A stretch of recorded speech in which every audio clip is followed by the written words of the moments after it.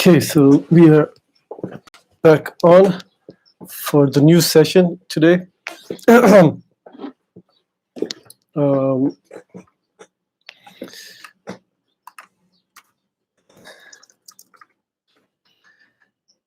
I've had a slight issue trying to get my video working.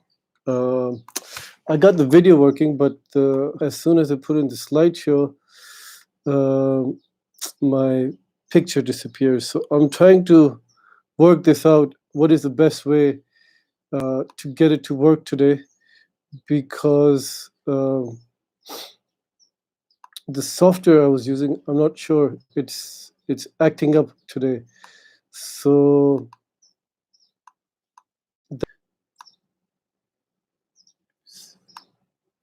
today we were supposed to be talking about um, reference groups and family and the impact of that on consumer behavior. Um, let's see.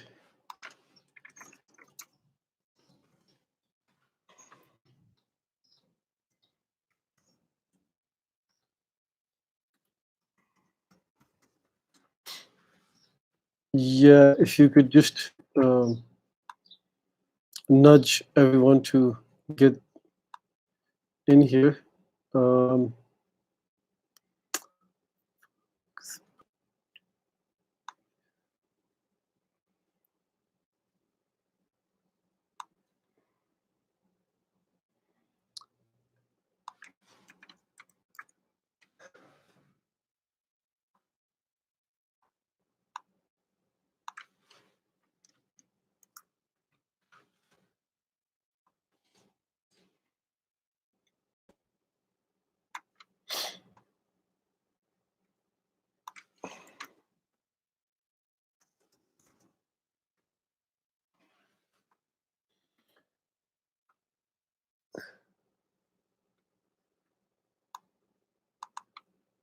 so I'm just trying to work out what's the best way to get my system to start working today.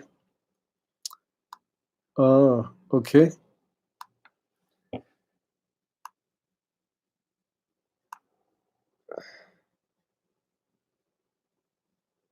Okay. So, question: does that look okay to you? The slide. Those of you who are online.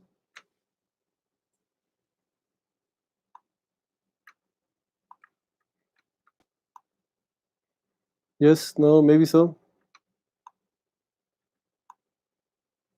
Okay. Good.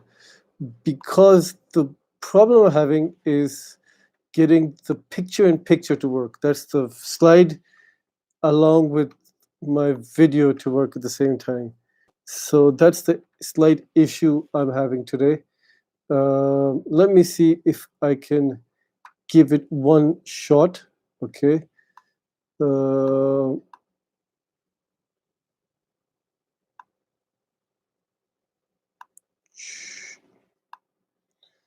Uh, if I can get it to work, that'll be cool. If not, we'll just have to do something else for it. Right? Okay. So one bit of that seems to be working. Right? Pause that. And if I could just move this over. So as you guys can see, this is, I don't know, technology, is great, but sometimes it messes up also. Let me see, which settings.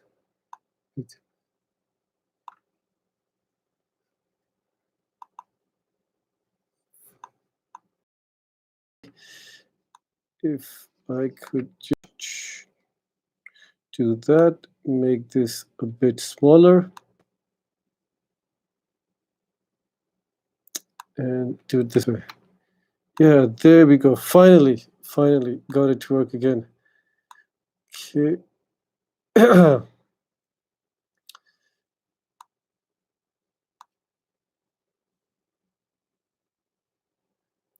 So the online classroom has moved to Google Classrooms from the VLE. Um, Google Classrooms, it's made by Google, obviously. Hopefully, it should be uh, more accessible to everyone. It's got an app also that you can download, and you can access the stuff using your app. Um, I hope all of you have been able to download the Google Classroom, um, because some people I know were talking about problems they were having last time on how uh, the Google Classroom is sorry, the other one, the VLE, was not really working properly. So yeah, I think Google, obviously they've brought in their tech expertise in technology, and made it very user friendly, very easy to use, as opposed to perhaps the VLE, which was being done. Let me see if I can just get this lighting a little better. Again, not a professional studio here, so I'm just trying to get some of these things to work manually. Uh, okay.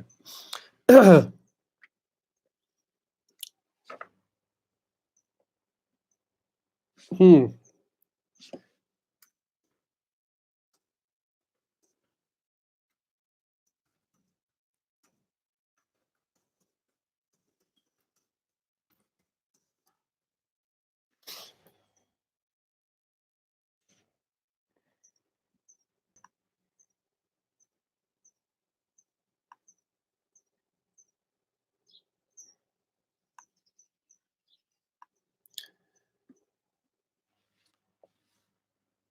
I'm gonna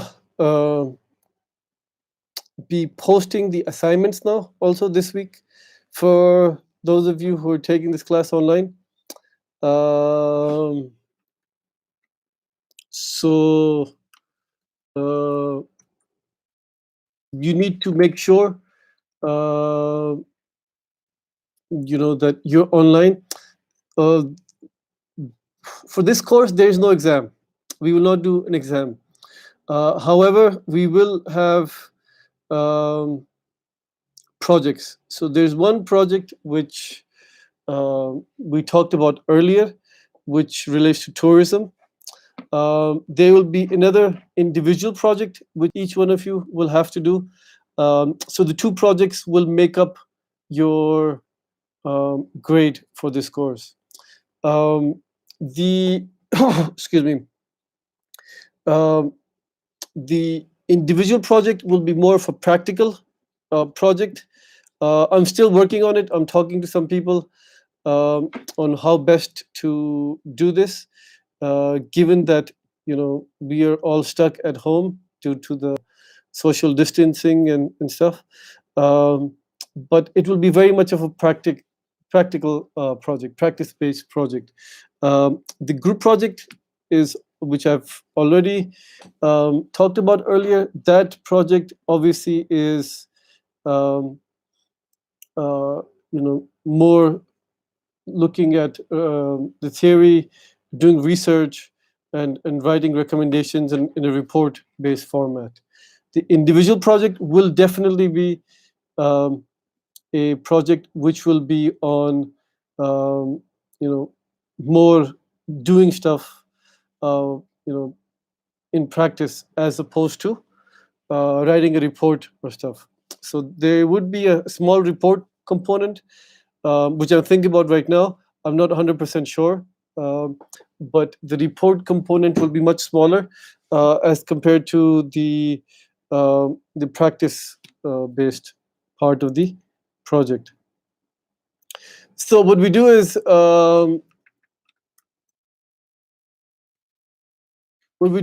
we'll kick off on this lecture for today, um, and then we will move on to a Zoom meeting at the end of the lecture. Um, to discuss any questions or issues that people might have um, on the stuff that we're doing. Okay, so let's kick off. Today we are talking about reference groups and family, and the impact of reference groups and family on the decision making of consumers. How does that impact how people um, buy things, how people use things, how people dispose of things? Um, so, first of all, we talk about the reference groups. And within the reference group, obviously, we are going to start with talking about um, uh, what is a group. Okay. So, what is a group? We all know what a group is, right? It's two more people who come together um, and they work together to um, achieve something, right? They have some sort of mutual interest, they have common goals, they might have common objectives. That is what a group is, right? We've got formal groups and we have got informal groups. Um, Obviously, formal groups are things that we are part of. Like you are in a university, be a football team or a sports team or anything of that sort, which you are uh, part of. It's again, it's something formal. It's got written rules, procedures to go with it. Um, Obviously, informal groups, we don't really have any uh, formal settings, formal rules or anything, but we have informally, we unwritten, unofficially, we have got um, set of rules which a reference group is obviously, it's a group that serves as a point of comparison or reference in our case for an individual in the formation of either general or specific values, attitudes, or behavior. Okay, so um, it's a reference group is a group where a person will look at that particular group as a point of comparison or reference, and we use that group for specific behavior to form attitudes, look at our values, um, moral values, ethical values, so on and so forth.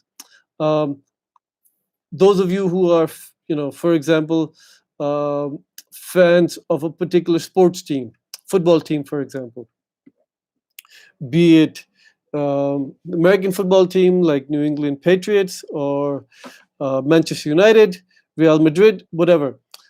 If you are a big fan and you see um, the sports players, as a group that you aspire to, you see them as your reference, then you're going to behave, you're going to act in that particular manner, um, as those football players are going to act or behave. Um, or if we look at it from a slightly different perspective, all of these teams have got fan groups, and these fans, they go out and they watch the games. Sometimes they sing songs. They might have certain behaviors that they do before a game. They might have certain behaviors that they do after a football game or a sports game, any sports for that particular matter, right? So what's going to happen is you, as an individual, are going to um, work, and your behavior, your attitudes are going to be based on the attitudes and the behavior of that fan group that you are a part of. Um, the types of reference groups can be classified by things like membership. You're a member of a particular group. Uh, the extent of interaction. You could have direct interaction versus indirect interaction. So um, if you are meeting, more frequently directly with somebody, or as opposed to indirectly. For example, Indirect interaction could be you could be a member of a um, for instance, we're studying marketing here, so there are marketing societies out there, there are marketing groups out there. You could be a member of a marketing group, American Marketing Association, for example. You're a member. Oftentimes, you'll not have direct interaction with the members, other members in that particular organization. Um, if you go and attend a meeting, if you attend a conference, you attend a workshop, then obviously you'll have more direct interaction with those people. The nature of the attraction, and the degree of formality. So it should be formal versus an informal group. Um, and then the types of reference that group influence, the types of reference group influence, you have informational influence. So these groups can influence people in different ways. One is obviously we just talk about right now is informational influence. When a member of a reference group provides information used to make purchase decisions. So we see this happening a lot on social media now, where you have popular celebrities online who people follow. This could be formal celebrities, or it could be social media celebrities. And what do these people do? They're telling us about the places they went on holidays, how to put on makeup, uh, how to do cooking, for example. Um, in this social distancing bit, I've been doing a lot of baking, for example, and I've become fond of a number of uh, you know um, online um, experts who I aspire to, and then I listen to their advice. And how do they give information? Well, they'll tell us, okay, for example, what type of pans to use, what type of yeast to use, what type of ingredients to use, so on and so forth. And that happens in many different walks of life. Uh, it doesn't have to be in social media. We see that with celebrities, movie stars, musicians, sports players, so on and so forth. When they endorse a product, what are they doing? They're giving us information. Okay, this is a particular product which we might want to purchase when we have a need for that particular product or service. So this reference group is providing us with information. They're giving us information: what to buy, where, when to buy, how to use that particular product or service, and so on and so forth. Then there's no normative influence. When we conform to a group norms in order to belong to that group. So what we do is we act in a particular way so that the other members of that group will accept us as a part of that particular group. We see that a lot as teenagers, studying maybe in high school, could be even early college, where you want to make friends. You join a group of friends. Now, to be accepted by that group of friends, you will engage in activities that everyone else seems to be doing, right? Um, if I can just move this video so you can see the last bit of the slide.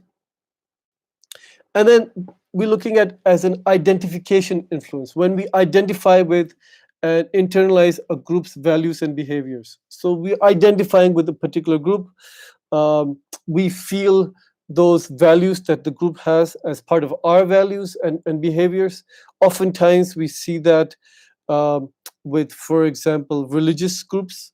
You know, people who are more towards the religious side will have that. They will identify themselves as a member of one particular church or sect or whatever. But we're also seeing that outside of religion. For instance, there's a big movement now on people who are vegans. They're avoiding anything that has any animal or products made out of animals, for that matter. And then these guys, they behave in a particular way. You're internalizing the values and the behaviors and the beliefs of that particular group, and then you identify yourself as someone um, who believes in those same values as the rest of the group.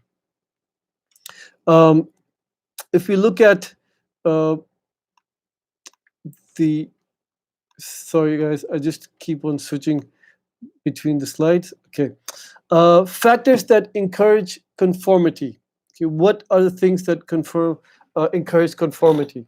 Okay, so why would a customer, why would an individual, why would a person conform to a particular reference group as opposed to others? So the reference group has to, and if I can move the slide again, better. Yeah, that's better. Okay, so now I don't have to move around with the slides and stuff.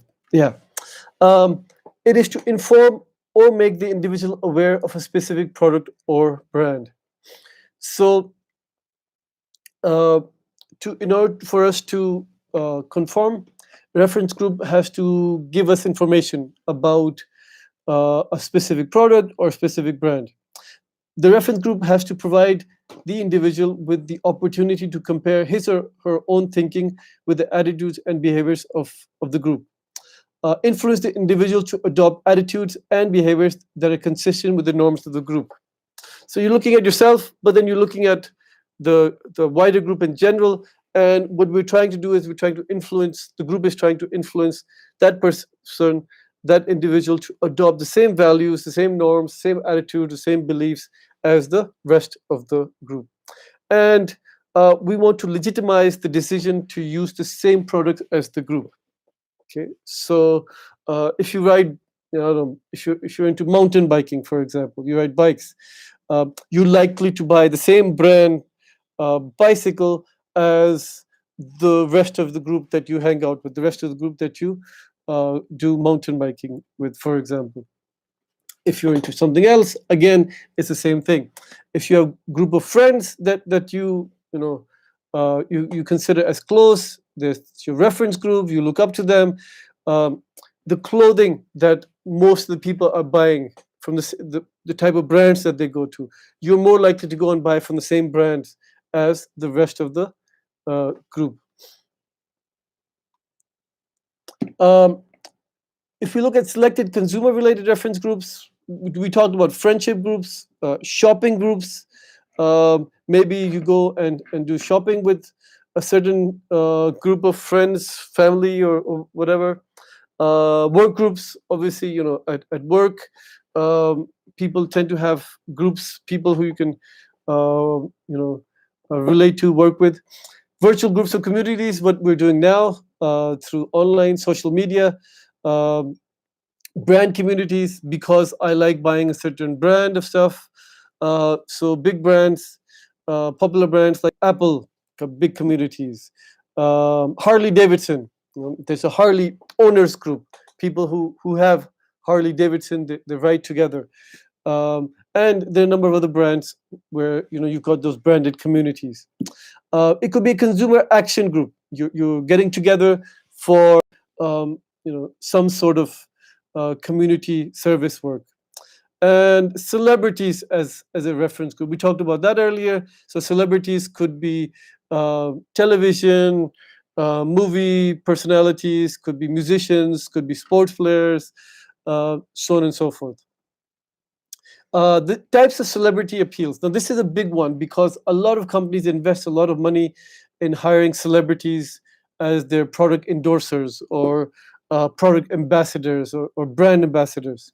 Okay, so celebrity appeals that we like to use, the companies like to use, it could be a testimonial referring to personal use. Okay, so you'll have a person come in and they say, okay, this is the product, I use it myself. This is how it's benefited me.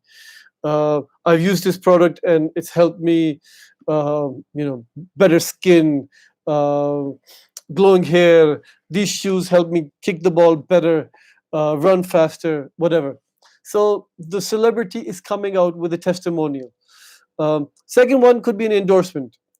celebrity his or her name and appears on behalf of product or service in which he may or may not be an expert. We see that happening a lot. So you have a tennis player coming in and telling us about financial products. Okay, so he's a tennis player, not really an expert in financial products, but they're endorsing a particular on screen. You're in character and you're endorsing a particular product or service. And finally, it could be a spokesperson. So the celebrity represents the brand or company over an extended period of time. So as a spokesperson, you will be there representing that brand over a long period of time. And in that, you will have multiple things that you might be doing. You might be going to industrial shows, industrial events, and um, you know speaking about that product or service. You might be in advertisements. You might be, um, doing a number of activities as part of being a spokesperson for that particular brand. So, how does the reference group impact our marketing strategy? Um, we have to recognize the extent of the reference group influence in a situation. So first of all, we need to see how much influence a reference group has on a particular situation. Um, Obviously, a reference group that has got more influence, um, as a marketer, we can use that uh, more towards our benefit or more towards our gain. A reference group that has got lesser influence, it will become perhaps not as much relevant as a group that has more influence. We want to identify the most effective type of reference group influence. Okay, we want to identify marketers want to do. So what we're doing is we're using that reference group uh, to our advantage. We want to inform our customers about our products and services through the reference group.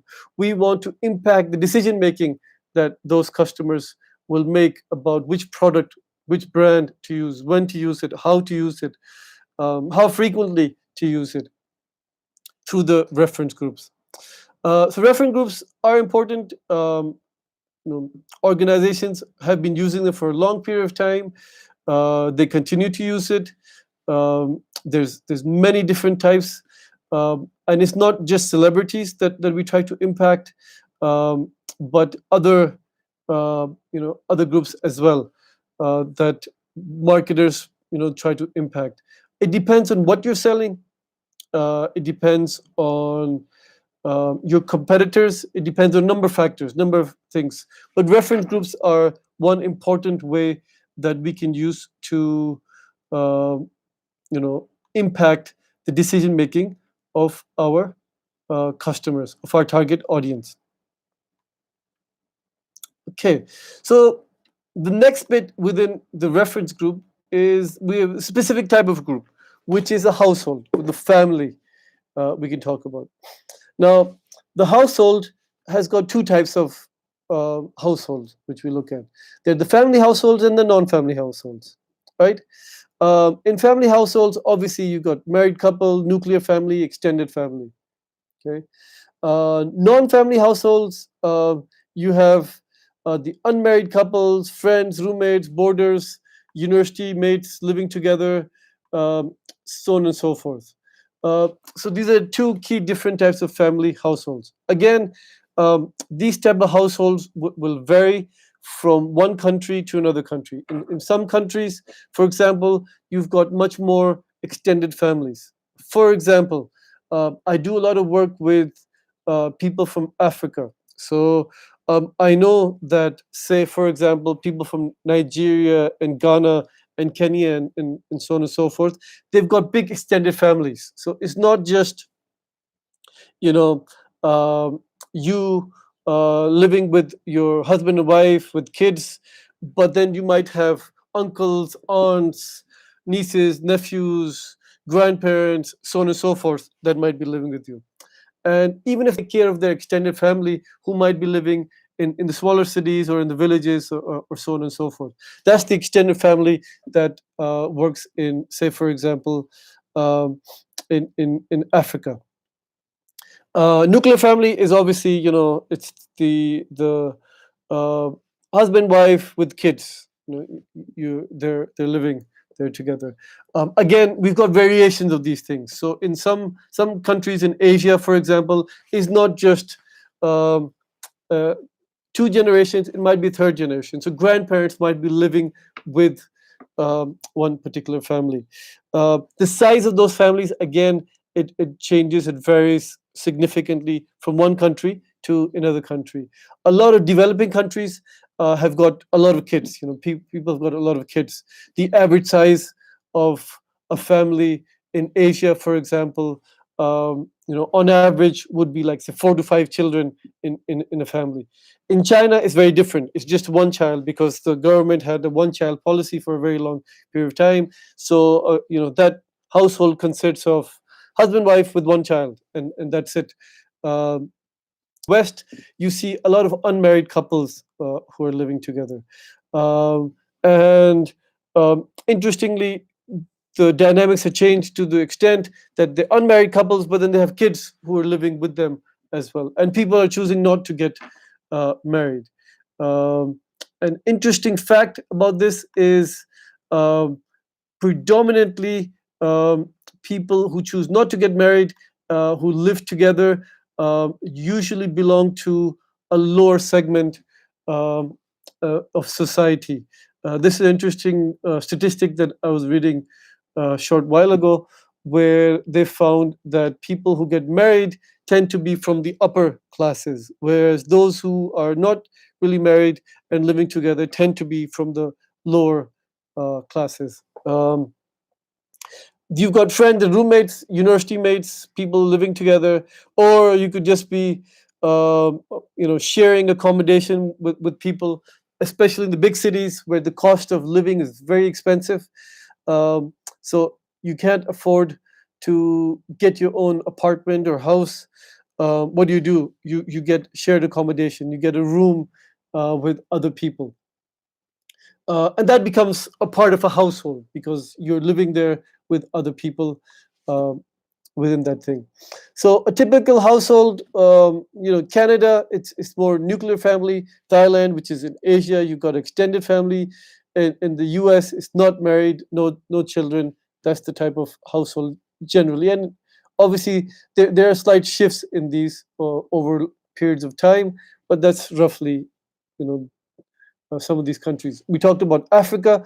The extended family is much, much bigger in some of these African countries as compared to, say, for example, Asia. The family life cycle. Okay, so we've talked about the product life cycle, how products come, they start up, they're initiated, they go through a growth period, maturity, decline, conversion. We talked about the life cycle of organizations as well and economies. Similarly, we have a life cycle for the family. So the traditional family life cycle, stage one, you're a bachelor, right? Uh, Stage two, honeymooners. You're married, newly married couples. Stage three, parenthood. You've got kids, and then obviously within that, as the kids grow older, you've got different cycles in that. Stage four is post parenthood. So the kids, they move out um, of the house, they get married, they go to college, they go to university, um, and then the dissolution could be either when somebody dies or it's divorce. In the West, a lot of countries, the divorce rate is quite high, up to 50% in certain countries. So that's the end of the family over there. And the modifications are the non-traditional family life cycle that we have seen more and more in the West that's coming up, which we talked about briefly earlier. So if you look at the extended family within um, uh, the life cycle, um, an extended family life cycle schema accounts for alternative consumer style realities. Okay, so we look at as a young single person moving from young married without children young married with children, middle aged with children, older unmarried. As we talked about earlier, it's either through divorce or through death or whatever. Now, you've got different variations in this. If you look at the top bit of the graph, you could be young, divorced without children. So we talked about this earlier. The divorce rate is quite high in many of the Western countries. Um, so that adds a variation, a googly or twist to the traditional family life cycle. You could be middle-aged, divorced without children. You could be middle-aged, married without children. Okay, more and more couples are um, waiting off on having kids every year. If you look at the bottom bit of this, you'll see young divorced with children, middle-aged divorced with children, and middle-aged divorced without dependent children. So these are all the different twists and variations within our traditional life cycle. And there's many other variations in this. These are just some of the variations that have been discussed. The variations, they are quite a few variations to this. And as time goes on, as time goes along, the family structure, the values and behaviors will keep on changing. Um, for example, if we look at, say, the Middle East and some of the African countries, um, this traditional cycle would be very different. How so? A lot of people have more than one wife. Okay, so if you've got multiple wives and then multiple kids from multiple wives, that whole life cycle is very different from this traditional life cycle that we are used to here. Um, Moving on, noteworthy non-traditional life cycle stages. So childless couples, right? Increasingly acceptable for married couples to not to have children or to delay having children. Okay, because work for, they're not very generous in terms of maternity and paternity leave and maternity and paternity pay, and then reinducting, especially the women, back into the work after they've gone on extended leave. So to focus on career, a lot of couples are opting either not to have children or to delay having children later on in life. Obviously, that impacts couples who marry later on in life and couples who have the first child later in life. So we talked about these things. This whole thing, the life cycle that we talk about, the traditional life cycle has changed, and it's changing. It's evolving over the passage of time. Um, we also have single parents. So we talked about the high divorce rate. Single parents two is a young man or woman who has one or more children out of wedlock. That means they're not married, but they have got kids. And the single parent type 3 category is single person who adopts one or more children. So we're seeing that happening as well. You're a single person, but you go out and you adopt a child or children. And then the extended family is young single adult children who return home to avoid expenses of living alone.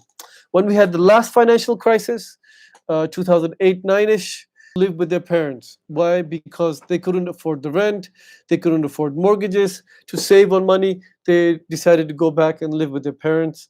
This is in the Western world.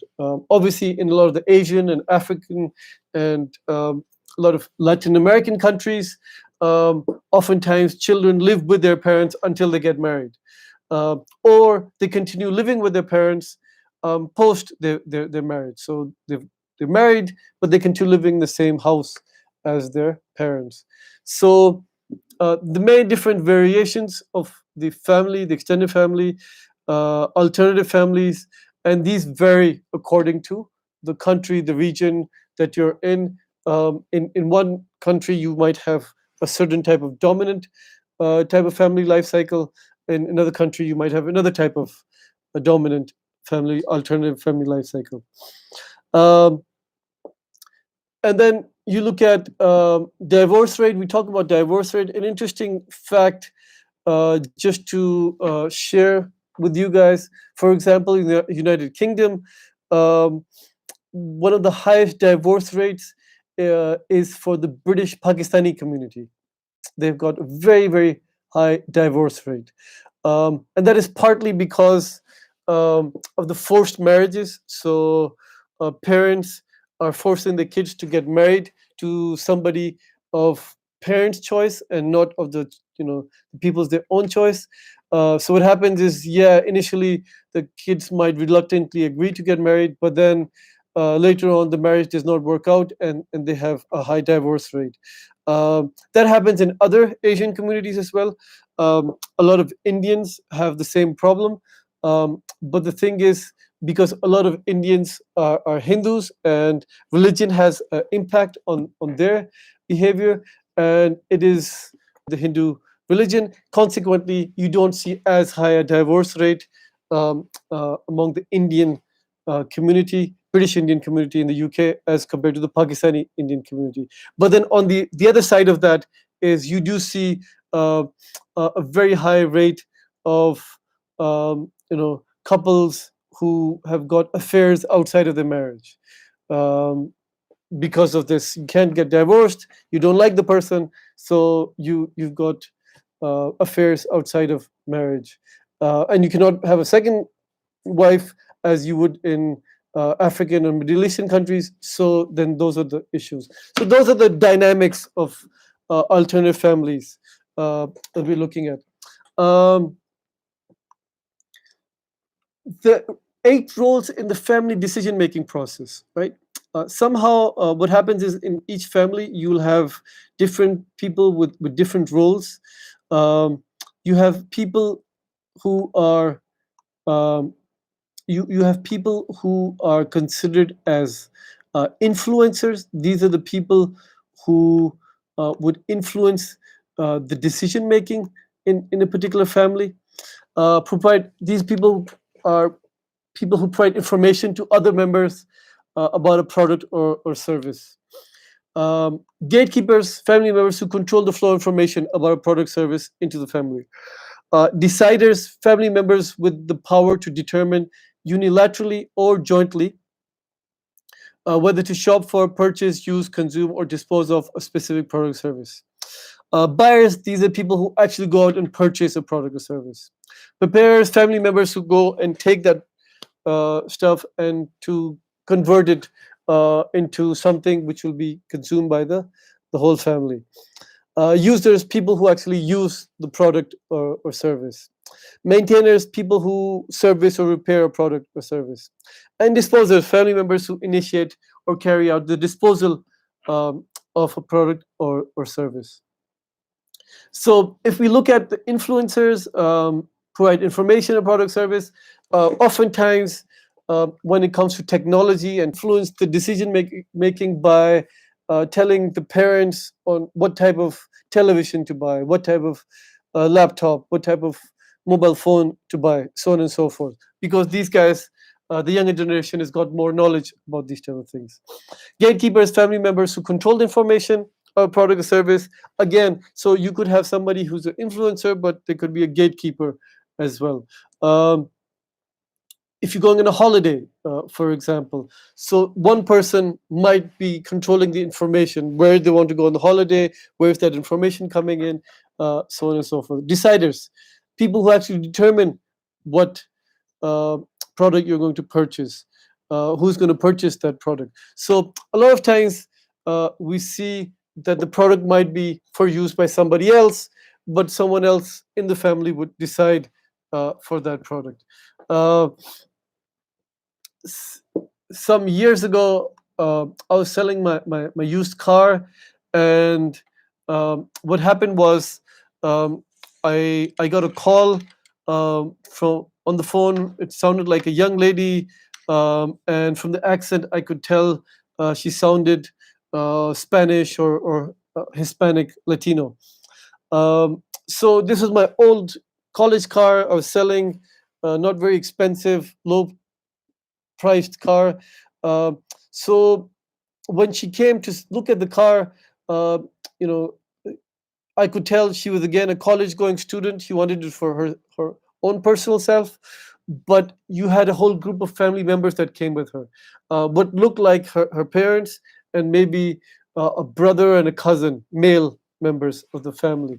And interestingly, um, um, I could tell she wanted to buy the car, but it was the male members of family who were going to decide whether this car was worthy of use or not. So while the product might be for one person or somebody, sometimes in a family or in a household, someone else makes the decision. Buyers, family members who make the actual purchase of a particular product or service. Um, so again, in this corona age, we're stuck at home, and what happens? For a lot of families all around the world, there's usually one person who goes out and buys groceries for everyone. So you get a list from everyone, what do you need? And you take that list down, you go out and buy. But oftentimes, it's, even outside the corona, uh, you know, um, this pandemic, you do see, people going out and shopping for certain things, uh, buying certain things. So there'll be one person who'll go out and buy certain things, say groceries or electronic items or whatever. The pairs, if you've bought an IKEA um, bookshelf, for example. So in that case, the preparer would be the person who assembles that product at home. Uh, if you're talking about food, it's the person who cooks the meal, who bakes the cake. Uh, you know, users, people who consume the product. Okay, so you've baked a cake. Everyone in the family or whoever wants to eat it will be eating that cake. The bookshelf, whoever that bookshelf is for, it might be for you, it might be for your partner, it might be for your kids, whatever. The people who use that bookshelf might not be necessarily the person who's actually assembled it. Maintainers, people who service or repair the product. Somebody comes in, who cleans the household, right? Who gets the car serviced? Who changes the oil and filter in the car, right? It might not be the same person who actually uses the car. And disposers, who takes out the garbage, who takes out the trash, um, who disposes of the products that have been used by the family household. Um, when we talk about dynamics of husband-wife decision making, and in this we've got different variations. So it can vary from a husband dominant to wife dominant, to a joint and somewhere in between. So you got these different uh, frameworks. Okay, um, and it depends. Again, it's not necessary that in one culture, in one country, you would have one particular type, because you do find other types in other countries and other cultures. But usually we find a dominant type of decision making in one country, in one culture, um, as opposed to the other types of husband dominated or wife dominated. Most, if you look at the global average, um, it appears to be predominantly a husband dominated world that we live in. Um, However, in many countries, in the West, in other places, that joint decision making is becoming more popular now. Consumer socialization is the process by which children acquire the skills, knowledge, and attitudes necessary to function as consumers. So, how do kids learn about consumption? Um, Usually, that is from the family, the household that they're in. So, if I was talking to somebody before this class a short while ago, and it's a friend of mine, and he was telling me he's taking his daughter out to learn golf. Okay, now how many of you play golf here? Um, Most probably not very many of you, right? But because this person he plays golf, what's happening? The children are being influenced by their parents, because the dad is doing it, you want to do it too. uh, the dad has got clubs. Obviously, if you're going to learn to play golf, you're going to have to buy the clubs. The dad has got clubs, then you're going to have to go and buy clubs. The children are going to be influenced by the household they're in. So It could be by the parents, it could be by the grandparents if you're living in extended family, uncles or aunts, or it could be by your older siblings. You could be looking at them as well. Um, Obviously, the family household is very important, but then outside the family, it's your friends that make a big impact on your um, you know your consumer behavior process. Your friends, your schoolmates, and then obviously the outer world, the social media, the celebrities, and so on and so forth will make an impact on that. So young person, we just talked about this, is influenced by family members, um, and a lot of those things, the moral code, ethical code, oftentimes will be uh, influenced by your family members. The religious beliefs and principles might be influenced by family members. Obviously, these things do change as the young person grows older, grows more mature, learns more about the world, um, and stuff. And people do make changes. But in the initial stages, a lot of these things are influenced. The interpersonal skills, your dress and your grooming standards, your manners and your speech obviously are impacted by this. The educational motivation. So if you've got somebody who's educated in your family, you're going to be more likely to go towards that side.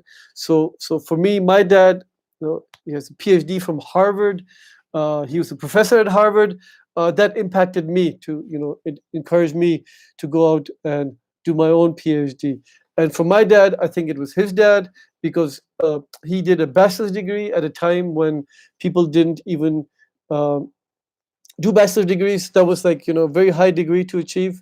So really, for us, it's the family that has, had a big impact on the educational motivation and stuff.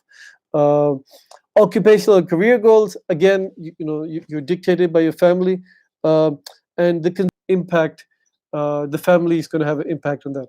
Friends influence more things like attitudes and behaviors. So style, your fashion, the fads, the ins and outs, all of those things are influenced by the friends and the people around you. And as you can see from this timeline uh, on the screen, um, in your early years, you are more influenced by your family and the family, extended family. And as you grow older, the friends and the outside world is influencing you a whole lot more. The values and beliefs are something that is set in, and oftentimes they're very hard to change. The attitudes and behaviors, they come at a later stage, but the attitudes and behaviors can change a lot more easier or easily as compared to your values and your beliefs. Other functions of the family, obviously, the economic well-being. You support each other, the different members of the family. There's the emotional support that goes in there. Um, these are all things, and we're seeing a lot more of that um, in the current coronavirus era that we are living in. This has become much more prominent now, especially the emotional support. Economic support most certainly is there, definitely. As you're getting closer to your family, people are helping out each other, but then the emotional bit is there as well. We're stuck at home, we're locked at home. Emotionally, a lot of people are getting distressed. There's a lot of on people's um, you know um, well-being, mental, emotional well-being, and that. Who are we going to influence? Just as an example, uh, somehow I've seen this a lot in um, in developing countries, in Asian, African countries, but I also see this a lot in the United Kingdom and to a lesser extent in the US, but that's happening in the US as well. When we are trying to sell, um, cooking or baking related products, we tend to show a woman um, involved in that particular commercial. So it's not necessary that the woman is definitely is doing the cooking or baking or whatever, but we know that woman is involved in that process. So she could be going out and purchasing the groceries. Um, but in a lot of cases, women around the world are the ones who actually go and cook and bake and stuff. Um, so consequently, what marketers do is they target women and they show women in their ads for things like cooking oils to baking products, so on and so forth. Why? Because they realize that the woman plays a key role within this family process, whether she's influencing the decision to buy a product or she's actually using it. The woman is involved in this. We need to recognize the diverse consumption roles within the family. Understand the use, you know, understand and use the dynamics of husband-wife decision making.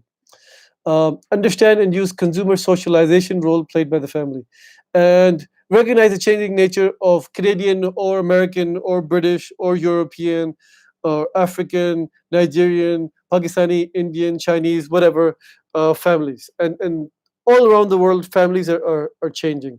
The family unit is changing. It is being uh, impacted on because of our lifestyles, because of our values, because of our beliefs, so on and so forth.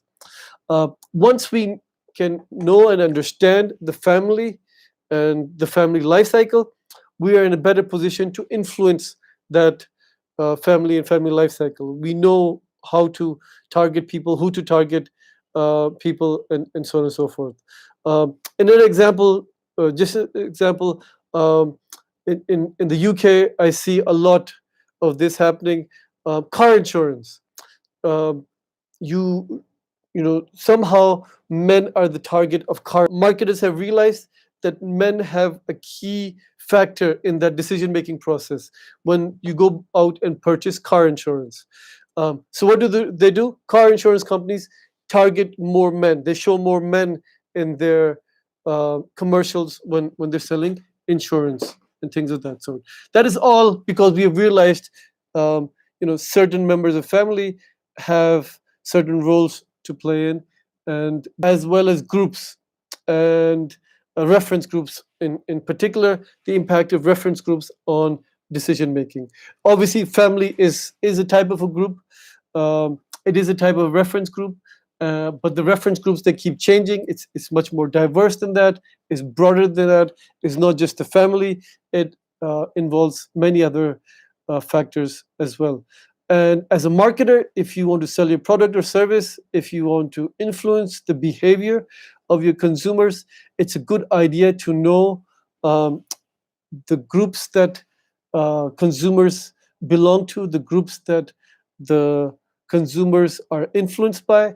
It is important to know the family life cycle, because once we know these things, we're in a better position to market our products and services. Okay, so that was the end of the lecture bit. What we will do is we are uh, we are going to uh, go on Zoom. Let me just set up the Zoom meeting for you guys. Uh,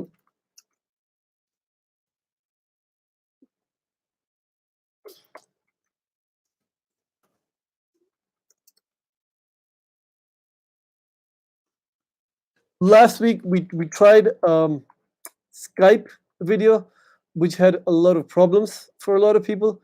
So today I am going to do a Zoom meeting. I tried the Zoom meeting earlier with another group of students, right?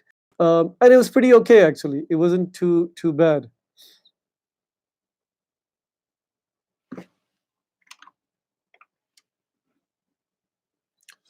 Okay, so I'm just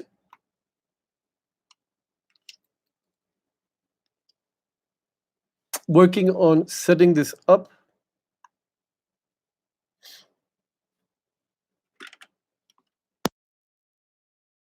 Zoom does not like my extended microphone, so I'm just going to turn that off. Okay. Okay.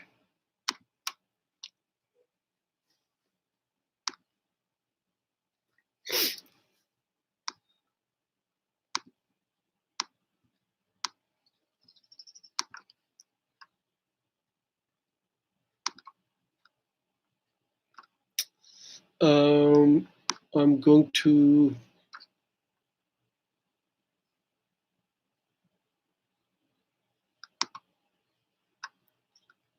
how do I do this?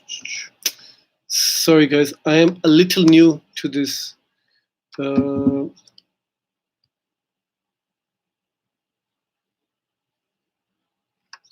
Zoom business. I'm about to set up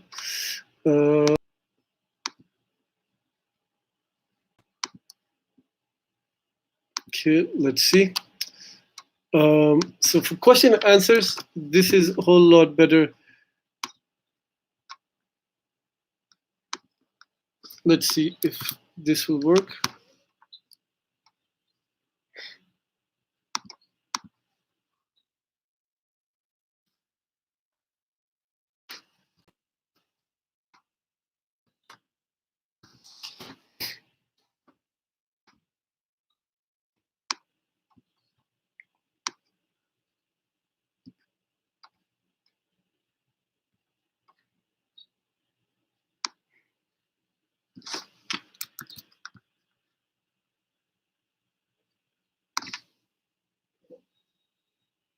Oh, we got a student whose birthday is today. Happy birthday, Sharyar.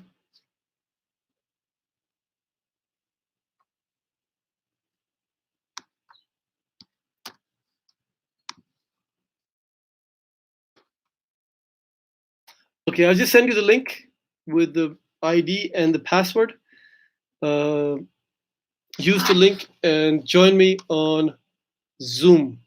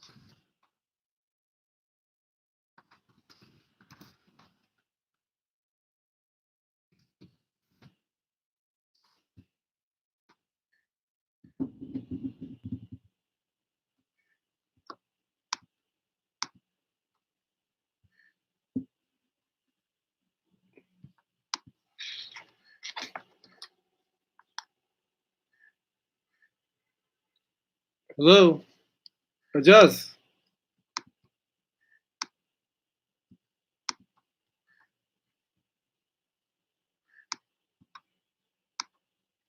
Okay, guys, so I'm gonna end this YouTube stream.